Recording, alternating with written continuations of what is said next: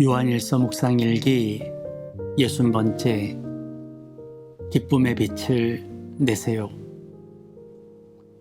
요한일서 3장 23절 하나님의 계명은 이것이니 곧 그 아들 예수 그리스도의 이름을 믿고 그리스도께서 우리에게 명하신 대로 서로 사랑하라는 것입니다.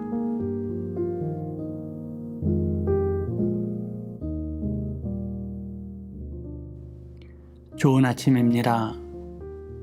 새로운 시간을 시작하는 오늘, 사랑하는 공동체 가족들 모두에게 주님의 도우심과 인도하심이 함께 하시길 간절히 기도합니다.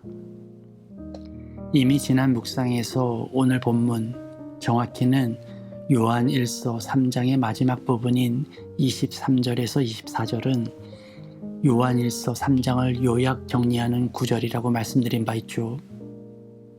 사도 요한은 요한일서 3장을 통해 하나님이 그 무엇보다 크시다고 강조하고 있습니다. 이 말씀은 우리가 가진 어떤 문제보다, 어떤 잘못보다 하나님의 용서와 새롭게 하심이 더 강하고 크다는 것을 우리가 깨닫기를 바라는 마음의 호소라는 생각이 들 정도죠. 뭐랄까요? 하나님에게 오직 해결책이 있다고 해야 할까요?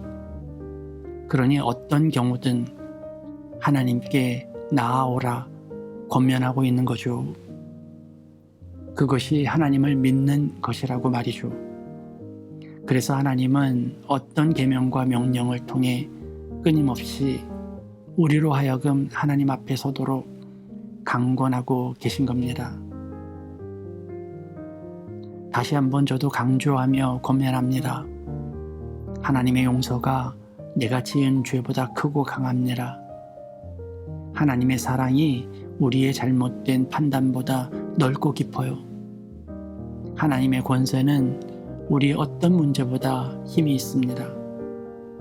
그러니 주님 앞에서 알량한 자존심은 버리고 언제나 주님 앞에 어린아이처럼 나오는 우리 되기를 기도합니다.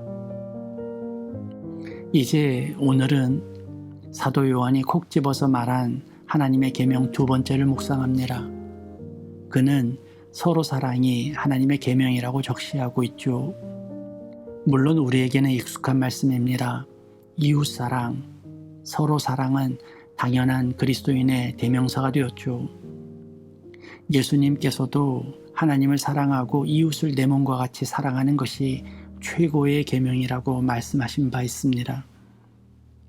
이 말씀에 따로 설명을 달 필요가 없을 만큼 서로 사랑하는 것은 하나님께서 우리에게 바라시는 최대의 관심사임에 틀림없습니다.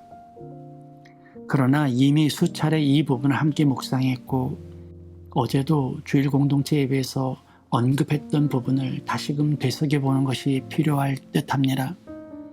왜냐하면 지금 사도 요한이 요한일서 3장을 통해 누누이 강조했던 부분에 대해 정리를 하는 자리이기 때문입니다.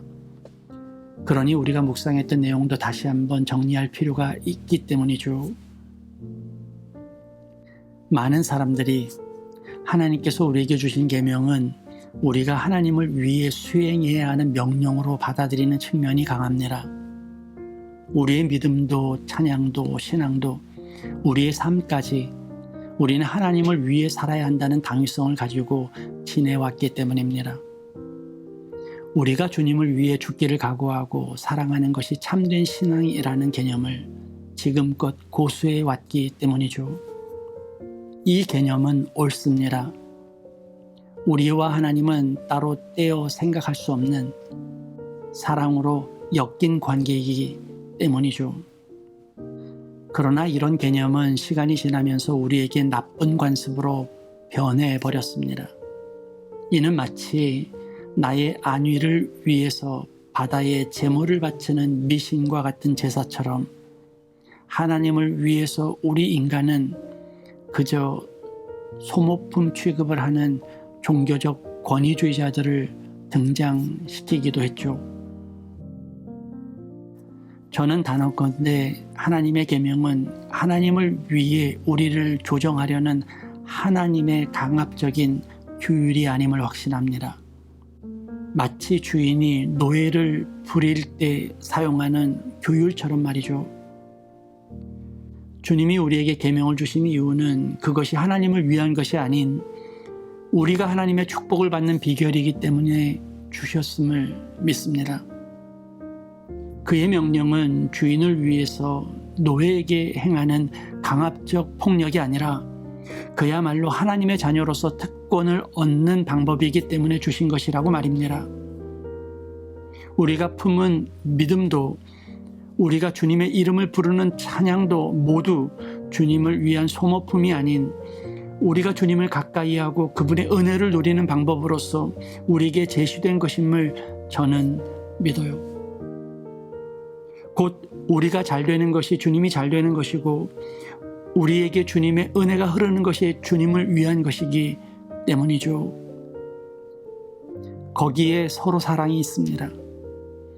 우리가 이웃을 사랑하고 타인을 사랑하는 일은 그 이웃이나 타인을 위한 일이기 이전에 내가 품은 그 사랑이 주님의 사랑을 부르고 주님의 마음에 합하는 열쇠이기 때문입니다. 이미 말씀드린 바와 같이 사랑은 다른 것이 아니에요. 내가 내 안에 기쁨과 감사를 품고 있다면 그 기쁨과 감사의 빛은 사랑의 열매를 맺게 되어 있죠. 그래서 우리는 일부러 서로 사랑하려고 노력할 필요도 없어요. 그저 내 안에 주님을 믿음으로 기대와 소망이 흐르고 이로 인해 기쁨과 감사가 넘친다면 우리는 가는 곳마다 사랑의 향기를 발할 것이기 때문이죠. 이웃 사랑뿐만이 아닙니다. 많은 사람들이 부러워할 것이고 또 많은 사람들이 다가와 함께하고 싶어할 거예요. 선지자 이사야는 이렇게 외치죠. 일어나라, 빛을 발하라. 우리가 어떻게 빛을 발할 수 있을까요? 이사야는 우리에게 구원의 빛이 비치고 있다고 하죠. 이것으로 우리가 알 수 있는 것은 구원받은 자의 기쁨, 하나님의 영광이 임한 감사가 곧 우리의 빛이라는 사실입니다. 우리가 웃을 때 얼굴에서 빛이 난다고 하죠. 우리는 기쁨과 감사를 통해 빛을 발하는 겁니다. 그 빛이 모든 일을 하게 될 거예요. 나를 도울 사람들을 끌어모을 것이고 내가 주님의 제자임을 알리게 될 겁니다.